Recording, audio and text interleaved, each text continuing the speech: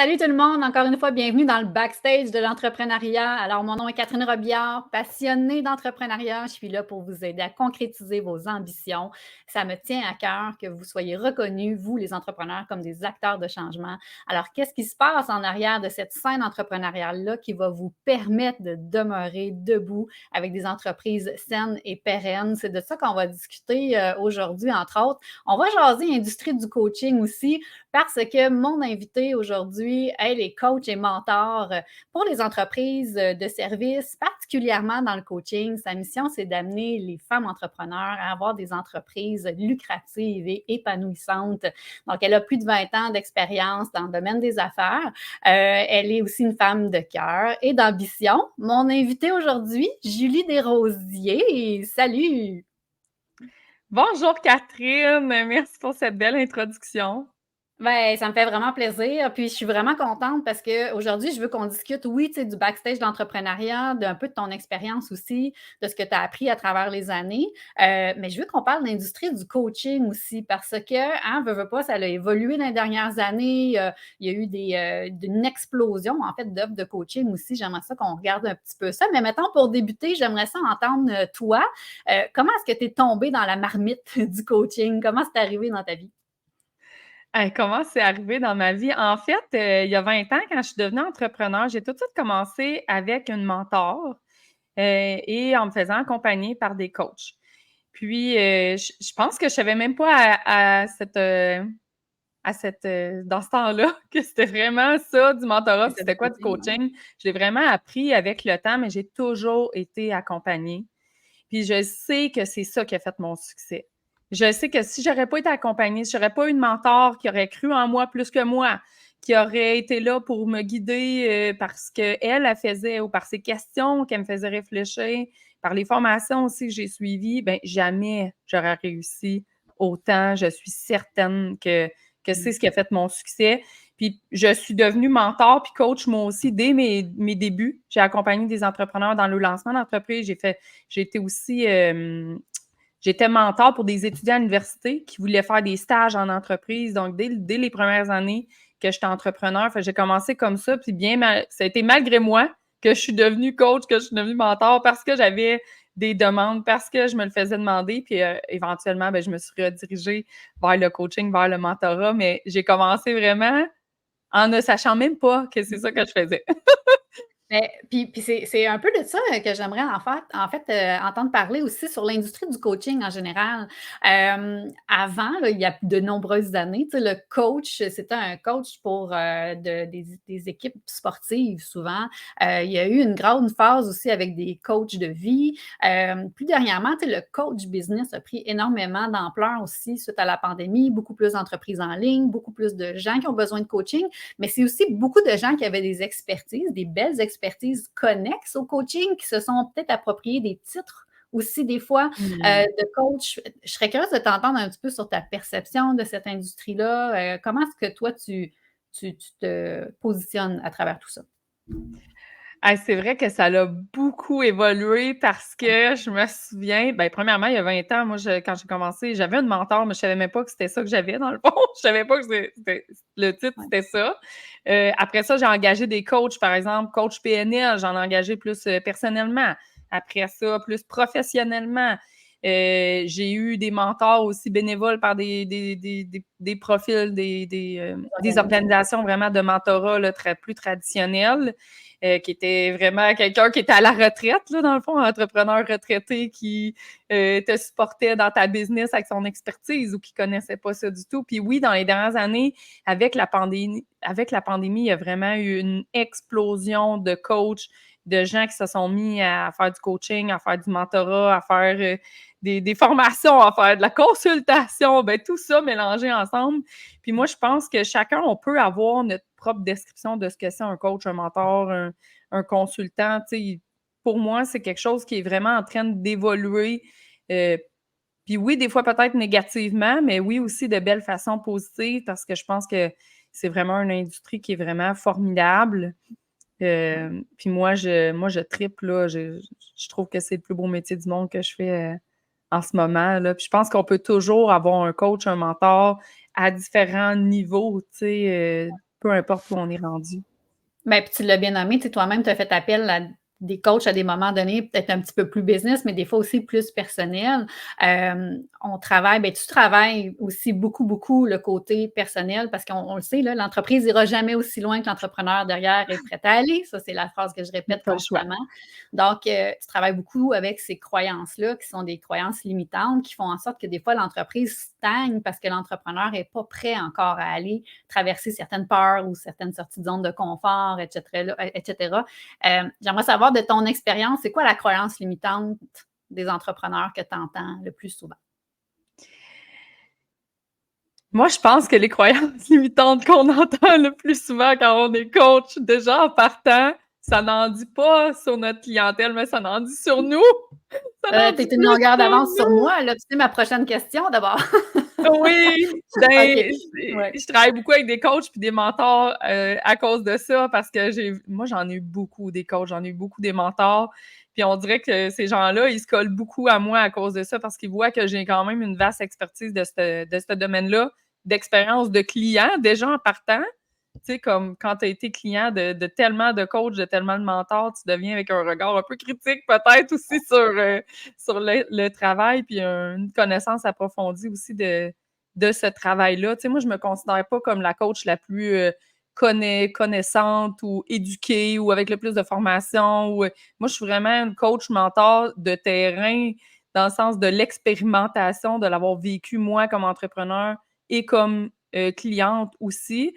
Puis, je pense vraiment que quand on voit des croyances limitantes qui reviennent souvent, moi, en tout cas, quand j'en vois qui reviennent souvent, je vais surtout me poser la question sur moi, qu'est-ce que ça reflète sur moi, cette croyance limitante-là que je vois plus à ce moment-là de ma carrière. Puis, je te dirais que ça a beaucoup évolué, tu sais, parce que moi, j'évolue. Fait que les gens qui viennent à moi, ça évolue aussi. Ces temps-ci, je travaille beaucoup avec des entrepreneurs. J'aime pas dire de haut niveau parce que je pense qu'on peut être une personne de haut niveau, peu importe où on est. Ça reflète pas nécessairement sur notre chiffre Ben, d'affaires, d'une sur certaine où expérience on et est. certain niveau d'ambition. Peut-être, oui. Puis ce que je vois beaucoup dernièrement, c'est des gens qui sont beaucoup pris dans des services à l'heure, dans le one-on-one. Moi, je travaille beaucoup avec des femmes. En fait, je travaille juste avec des femmes. Des femmes qui sont beaucoup dans le tout donner pour recevoir peu, ou peut-être pas peu, mais pas à la hauteur de ce qu'elles sont capables de recevoir.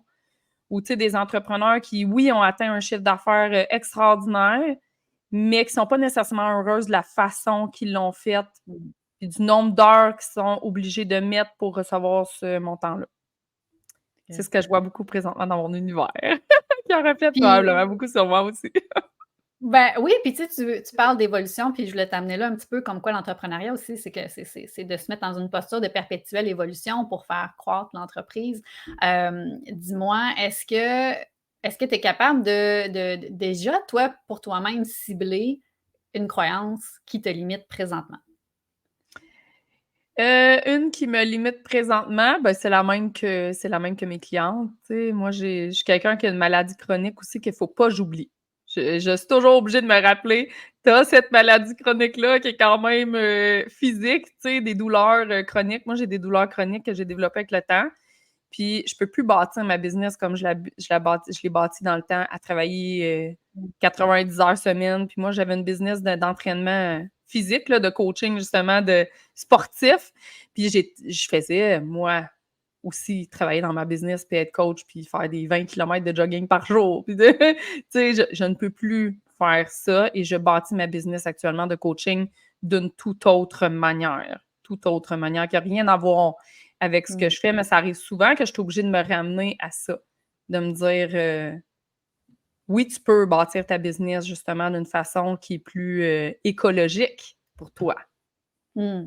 Ouais, ben, j'aime ça. Puis, dans l'introduction, je parlais justement du fait que tu amènes les femmes à avoir des entreprises lucratives et épanouissantes. Parce que moi, j'ai travaillé beaucoup avec des gens qui avaient des objectifs financiers, puis je suis super fière de dire qu'on les a atteints, c'est merveilleux. Mais Ouais, après ça, souvent, ils se revirent de bord, puis ils font comme: c'est une «Ah autre OK, histoire. tout ça pour ça, OK, je pensais que, je m'attendais à». Donc le volet épanouissement, super important. Mais parlons cash avant.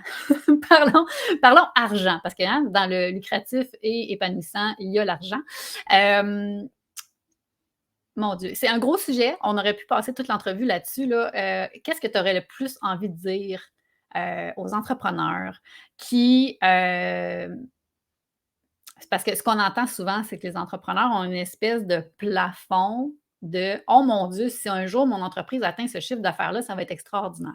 Mais ça reste Ouais. un plafond parce que là, ils se limitent dans leurs actions, dans le développement d'entreprise en vue d'atteindre ce plafond-là, alors que c'est eux qui l'ont dicté et ça peut tellement aller au-delà. Beh, bref, ça, c'est ce que je vis. Toi, c'est quoi la relation avec l'argent que tu entends le plus souvent? Ou, je te ramène un peu à une incroyance limitante un petit peu, mais qu'est-ce que tu entends le plus souvent en lien avec l'argent?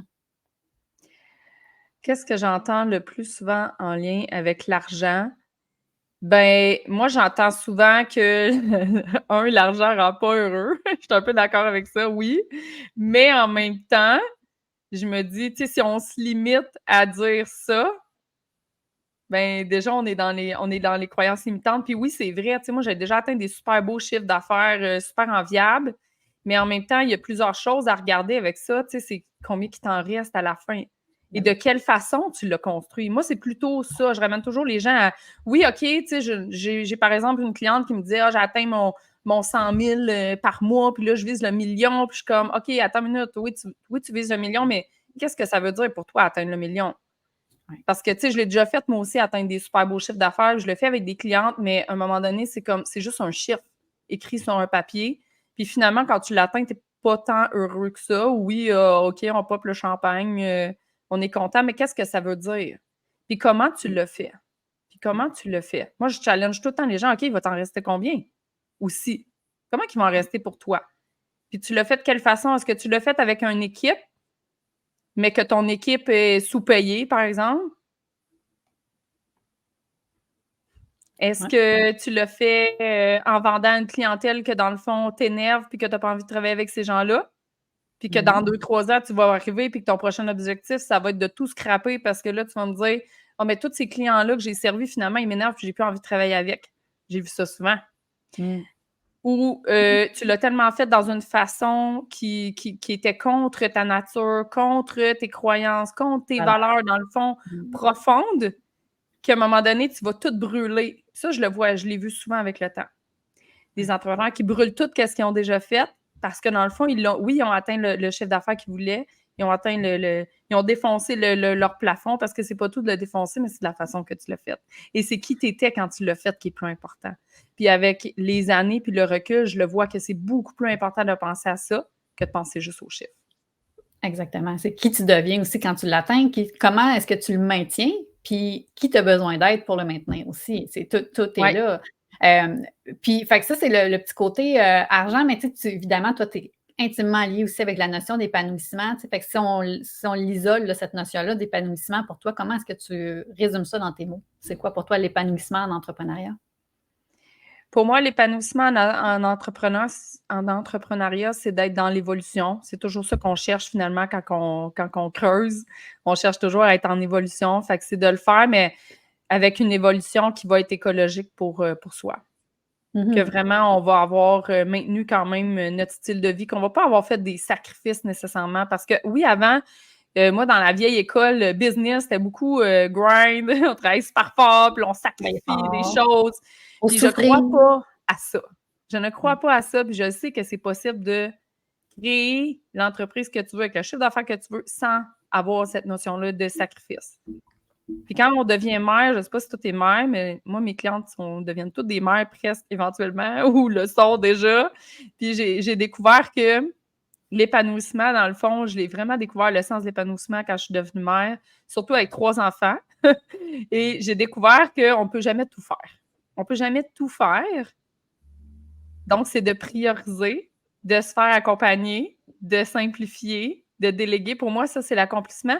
Mais au-delà de ça, c'est de ne pas être en train de me dire que je ne peux pas justement tout faire. Ouais. Mais c'est de m'assurer que ma structure me permet de tout faire ce que je veux. Mmh. Épanouie comme j'ai envie de l'être, à vivre ma vie que j'ai envie de faire, Tu parles comme j'ai de envie de la vivre. Tu parles de simplifier. Par quoi tu commences quand un entrepreneur, justement, est pris jusque-là? C'est quoi ton go-to numéro un pour amener l'entrepreneur à simplifier son parcours entrepreneurial ou son organisation ou son modèle d'affaires? Moi, je commence toujours par ses fondations. Ses fondations, mission, vision, valeur. Ça, pour moi, c'est vraiment la base. Qu'est-ce qu'elle a envie d'avoir comme style de vie? C'est quoi ses forces? C'est quoi ses faiblesses?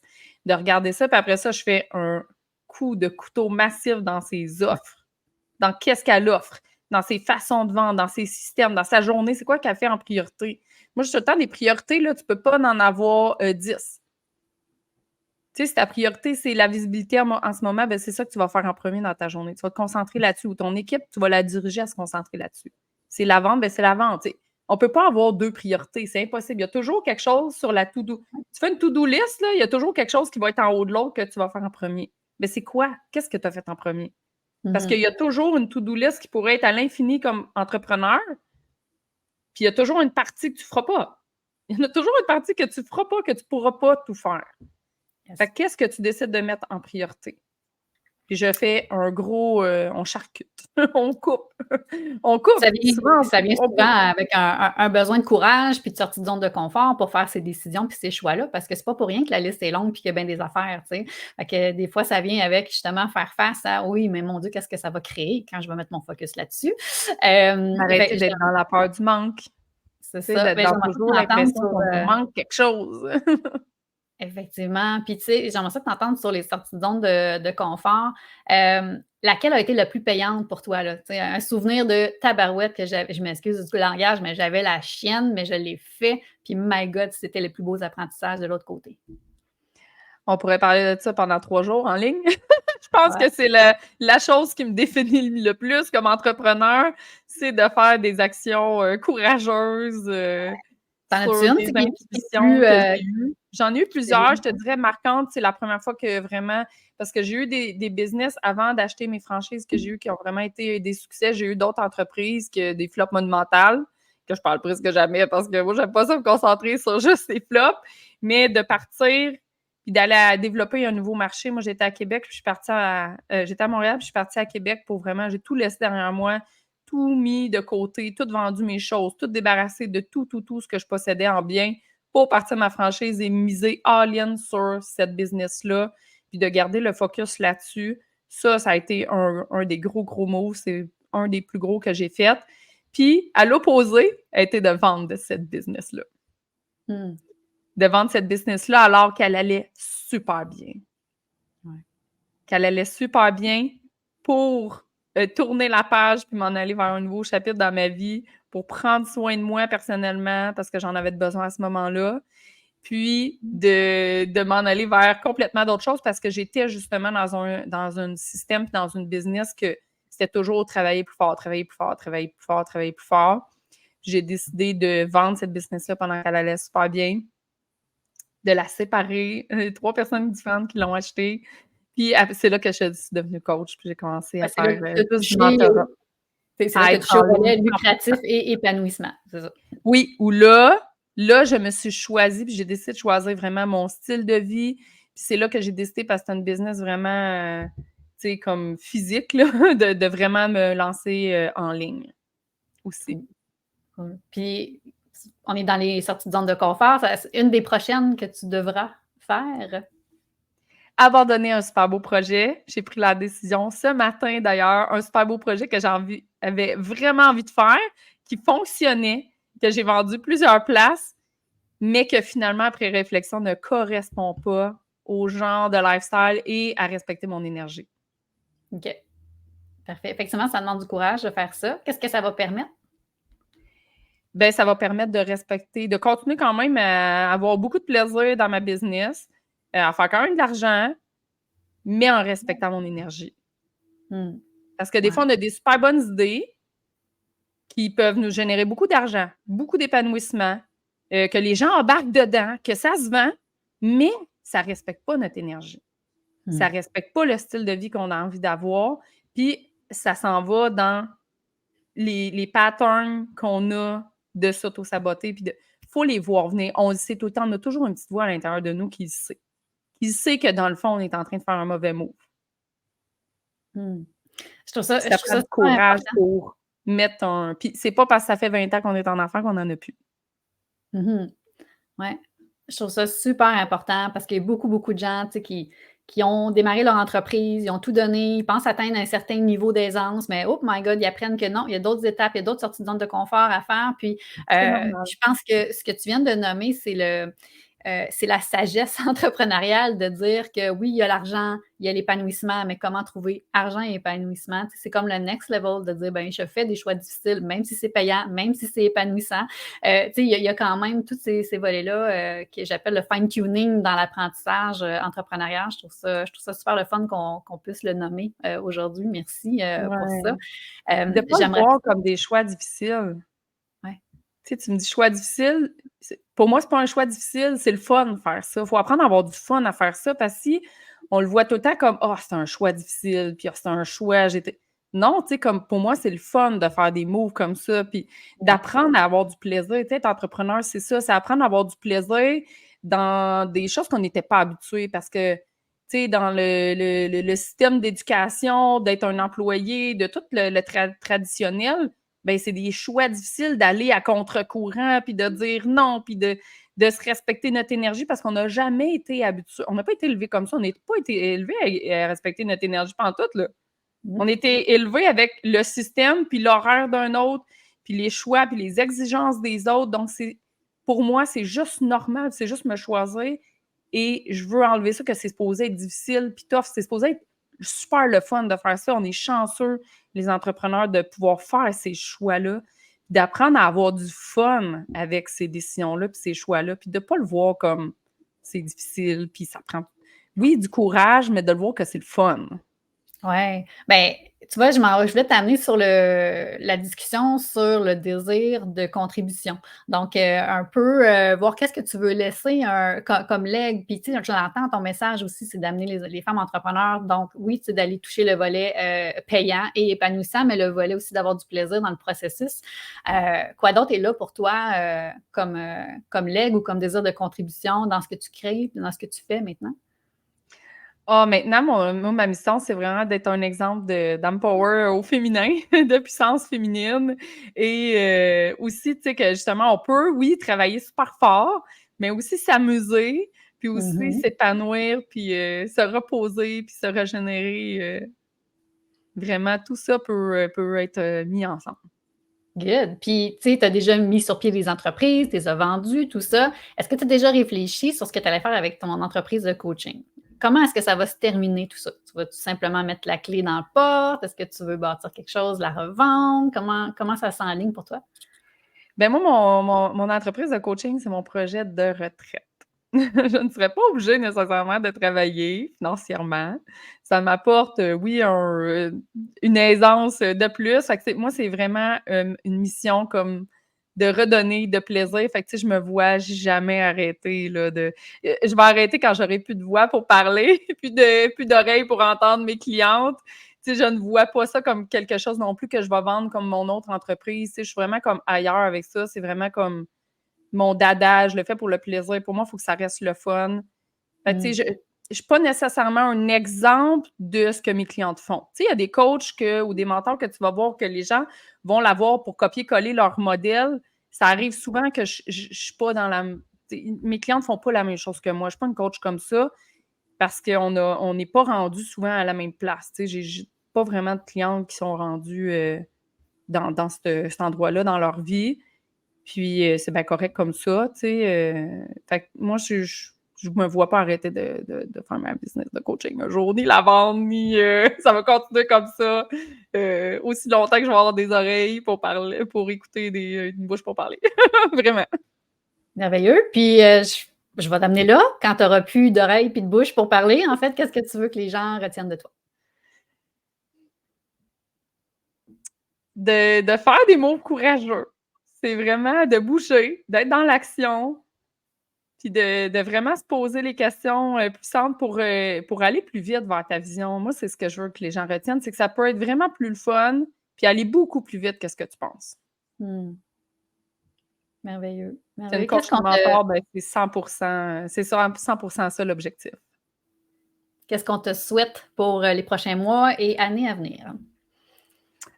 Ah, continue à avoir plein de clientes qui me font confiance. À toutes les fois, je suis honorée, puis je suis touchée, puis j'ai du plaisir, puis j'en veux plus. J'en veux plus parce que ça me rend heureuse. Merveilleux. Puis, putain, excuse-moi, je pense que ça fait 2-3 fois que je fais comme sa dernière question, mais j'en ai une autre qui pop. J'en profite une C'est petite correct! dernière pour la route. Profites-en! De quoi tu penses que les entrepreneurs au Québec ont le plus besoin? C'est quelque chose de vraiment très entrepreneuriat québécois, là. De think big. Tu sais, comme, on a besoin d'emprunter ça à nos voisins. Think big. Ouais, Absolument, vraiment. absolument. Je suis D'arrêter entièrement de d'accord. se voir comme qu'on est petit, puis que, oh, la tu sais, comme je vois beaucoup de coachs, puis ça, je trouve ça triste des fois, voir des coachs, tu sais, francophones qui ont du succès, puis qui s'en vont parler en anglais, puis faire le business en anglais. Moi, je suis comme, on peut-tu comme rendre ça think big, la business au Québec, tu sais, en français, là? Moi, il est hors de question. Je suis parfaitement bilingue, là. Demain matin, je pourrais avoir plein de clientes en anglais, puis juste parler en anglais, puis ça me tente pas. Je suis comme, on peut-tu comme rendre ça beau puis gros dans notre langue, ici, au Québec, puis en France, puis Je suis all in avec toi. ensemble. Ensemble, on est plus fort. Merveilleux. Ah, c'est super, Julie. Je suis vraiment contente qu'on ait pris le moment de discuter un petit peu plus. Justement, je savais que j'étais sur le bord de perdre ma lumière, mais c'est pas grave. Merci infiniment, Julie. On te souhaite, dans le fond, que les gens entendent ton message parce que c'est super important. Bravo pour tout ton cheminement. Tu nous donnes envie, effectivement, d'atteindre ce niveau-là d'aisance dans l'entrepreneuriat.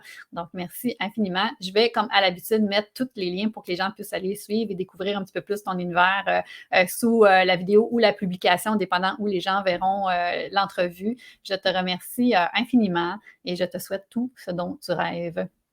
Merci, merci de m'avoir reçu. C'était vraiment un honneur d'être avec toi ce matin. Ça me fait plaisir. Merci tout le monde. Donc, c'était une autre entrevue du Backstage d'entrepreneuriat. Restez à l'affût pour d'autres entrevues et pour ceux qui le savent déjà et les autres, je vous l'apprends, il y a un livre aussi qui s'en vient sur le Backstage d'entrepreneuriat. Alors, je vous invite à rester connectés via l'infolettre ou les différents réseaux pour en apprendre plus. Ça s'en vient. Alors, voilà tout le monde. Je vous souhaite une super belle fin de journée. Salut!